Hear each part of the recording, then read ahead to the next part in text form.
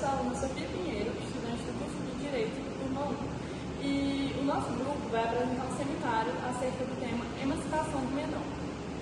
A emancipação é o meio legal pelo qual um relativamente incapaz, com maior de 16 anos e menor de 18, adquire direitos legais para exercer os atos da vida civil, sem que haja necessidade de um representante legal. Por exemplo, ele pode fazer contratos de compra e venda, viajar sozinho e entre outros atos da vida civil. A emancipação está prevista no artigo 5º do Código Civil Brasileiro, que diz que a menoridade cessará aos 18 anos completos, quando a pessoa se torna totalmente habilitada à prática dos atos da vida civil, sem que haja necessidade de um representante. E traz ainda, em seu parágrafo único, as diversas formas pelo qual o menor adquire capacidade, ou seja, as diferentes formas de emancipação, que serão abordadas a seguir.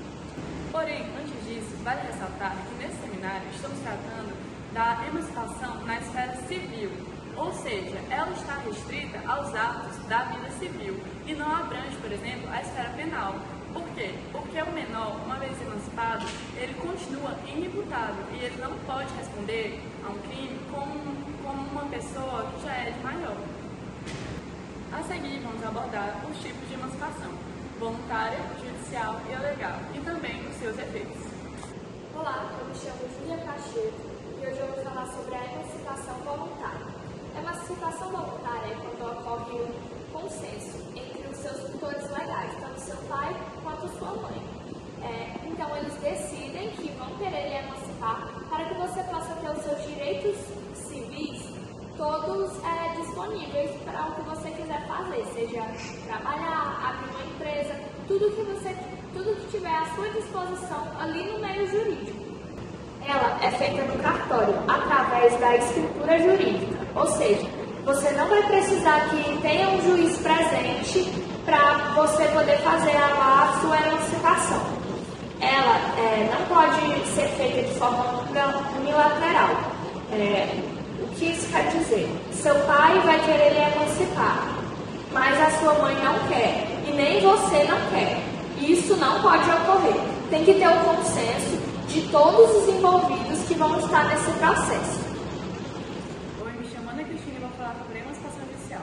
Ela ocorre quando o menor não pode ser emancipado diretamente pelos pais, assim sendo precisa a intervenção de um juiz. Ela ocorre geralmente quando há um conflito entre os pais ou um dos dois são separados. Nesse caso, o juiz tem um papel fundamental, pois é ele quem verifica se o jovem tem capacidade de se tornar maior de idade, entre aspas, pois tem que ver a questão de maturidade, se ele está preparado para cumprir com os atos civis. Por fim, o principal critério utilizado pelo juiz é chamado de o melhor interesse do menor. Isso significa que a decisão deve sempre priorizar o bem-estar, a saúde e o mental do jovem, evitando qualquer situação que possa prejudicá-lo no futuro. Olá, meu nome é Maria Antônia Reis e eu vou falar sobre a emancipação legal. Ela ocorre automaticamente, ou seja, ela independe da autorização dos pais do menor ou de alguma decisão judicial. Ela ocorre em situações previstas em lei, como casamento, ou quando o menor ocupa um cargo público efetivo, ou quando o menor vira empresário, ou quando ele se forma em um curso superior. Nesse caso, a própria lei entende que o menor tem maturidade suficiente para responder por si mesmo nas suas ações cívicas. Embora ela seja automática, tem que ser registrada no cartório, que é colocada uma observação na certidão de nascimento do menor. Eu sou Fernando e adentrando já nos efeitos da emancipação, a capacidade civil plena, faz com que o emancipado, geralmente entre 16 e 17 anos, possa ter os mesmos direitos de um maior de idade. Ou seja, o emancipado ele pode agir por conta própria, sem responsabilidade ou autorização dos pais, mas é claro que ainda existem algumas restrições que eu ainda vou falar.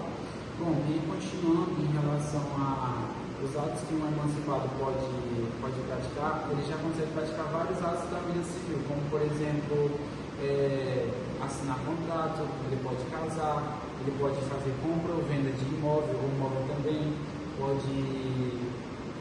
ele é responsável também pelos seus próprios bens. Basicamente, ele passa a responder pelos seus próprios atos, né?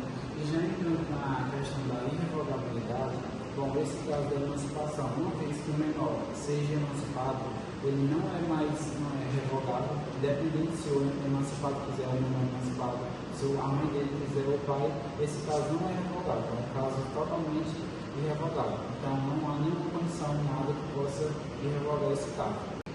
E na questão das restrições também, existem algumas situações importantes em que um emancipado, mesmo ele emancipado, ele não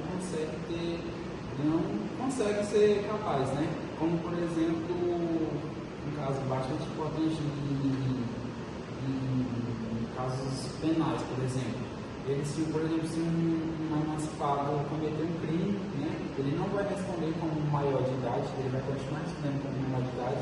E também tem casos como que existem que predefinem uma idade mínima, como por exemplo a possuir CNH. O emancipado não consegue possuir uma CNH, porque de fato a idade mínima mesmo precisa ser 18 anos. E também caso de consumo ou compra de bebidas alcoólicas, o emancipado também não consegue.